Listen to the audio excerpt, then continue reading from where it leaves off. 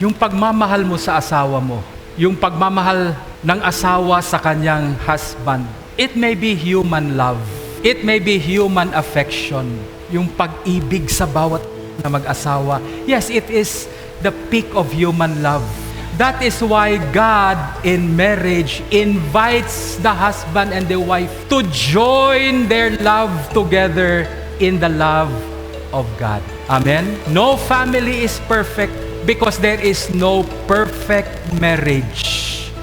There are no perfect people.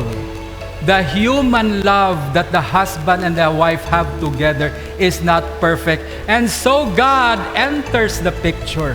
That's why the husband, the wife, hindi naman perfect ang love nila dahil hindi sila perfect. Pero yung pag-ibig nila sa bawat isa, yan ay kinoconnect nila sa pag-ibig ng Diyos.